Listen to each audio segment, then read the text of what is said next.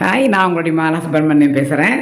அதாவது வாழ்க்கையில் நிறைய பிரச்சனைகள் எல்லாருக்குமே இருக்குப்பா. எடுத்தோம் கவுத்தோன்னு நம்ம முடிவு எடுத்தான்னா நம்மளுடைய வாழ்க்கை கண்டிப்பான முறையில் நன்னாவே இருக்காது.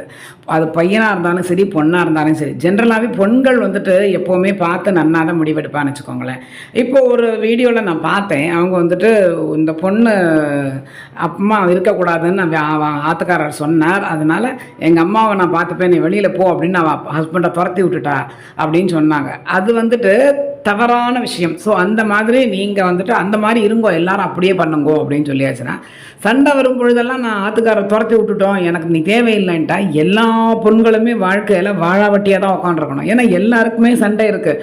உங்கள் மாமியார் என்ன தான் நம்ம இருந்தாலும் மாமியார் அப்படின்னா அதில் ஒரு இக்கு வச்சு தான் அவள் இருப்பாள். நம்மளும் நம்ம அம்மாட்ட இருக்க மாதிரி சத்தியமான முறையில் நம்ம மாமியார்ட்ட நம்ம இருக்க மாட்டோம்.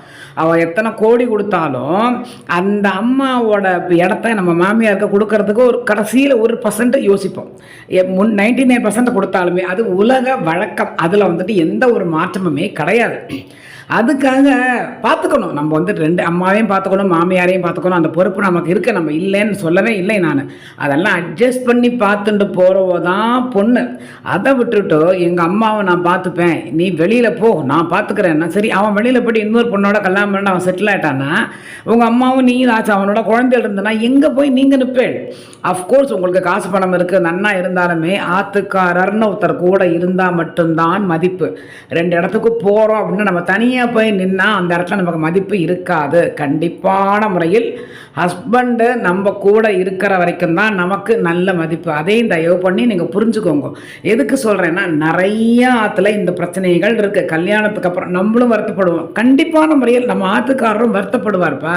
நம்ம வந்துட்டு ஒத்தைக்கு நின்று எனக்கு தேவையில்லைங்க, எனக்கு உங்கள் அம்மா இருக்கப்படாதுன்னு சண்டை போடுவோம். அவள் வந்துட்டு நம்மளையும் சமாதானப்படுத்தணும், அம்மாவையும் சமாதானப்படுத்தணும். ஸோ அவள் வந்துட்டு 2 பக்கமும் அவள் வந்துட்டு கஷ்டப்பட்டுக்குன்னு இருப்பாள். அதையும் எல்லாரும் கொஞ்சம் புரிஞ்சுக்கோங்க.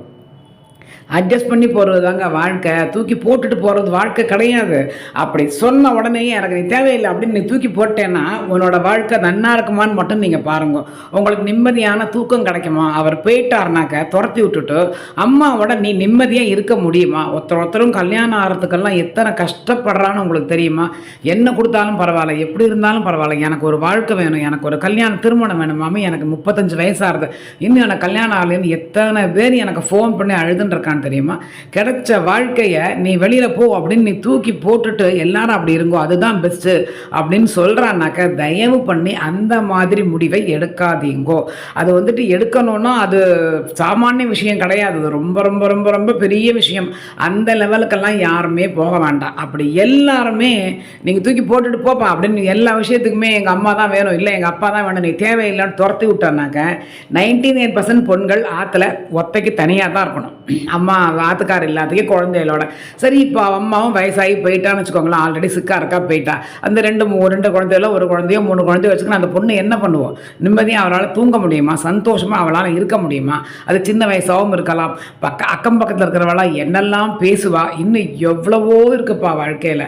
அதனால் கொஞ்சம் நம்ம அட்ஜஸ்ட் பண்ணி போயிட்டா நம்ம லைஃப் ரொம்ப நல்லாயிருக்கும். வயசாக இடத்துல சப்போஸ் அவள் கொஞ்சம் நாளில் போயிட்டான்னா அப்புறம் கேட்கறதுக்கே ஆள் கிடையாது. நானும் உங்கள் ஆத்துக்கார் என் குழந்தைகள் தான் இல்லையா? அந்த மாதிரி எண்ணிக்கோங்க. லைஃப்பை வந்துட்டு நல்லபடியாக பிரச்சனை இல்லாமல் கொண்டு போகணும்னு யோசிங்கப்பா. யாரையுமே நீ வீட்டை விட்டு போ, எனக்கு நீ தேவையில்லை அப்படின்னு தயவு பண்ணி சொல்லாதீங்கோ. அது வந்துட்டு ரொம்ப தவறான வார்த்தை. அதை வந்துட்டு முடிஞ்ச வரைக்கும் ஆற்றுல பிரயோகம் பண்ணவே வேண்டாம். அன்பாக 2 வார்த்தை பேசி பாருங்க. இல்லை எனக்கு இந்த மாதிரி இருக்குது, இல்லாட்டி பக்கத்தில் எங்கேயாவது வாடகைக்கு வச்சு கூட நான் கொடுக்குறேன், கொஞ்சம் காசு கொடுத்து ஹெல்ப் பண்ணுங்க, நான் போய் பார்த்துக்கிறேன், நான் ஆற்றுல வச்சுக்கல. அந்த மாதிரி எத்தனையோ இருக்கும் ஆப்ஷன்ஸ். அப்படி யூஸ் பண்ணுறதை விட்டுட்டு நீ போ அப்படின்னு அவனை துரத்துறதுங்கிறதெல்லாம் பைத்தியக்காரத்தனம். அமுச்சு விட்டுட்டு அதுக்கப்புறம் படுற பாடு நம்ம தான் படணும். அதனால் தயவு பண்ணி இந்த மாதிரி ஒரு அவசரப்பட்ட முடிவை எடுக்காதீங்கோ.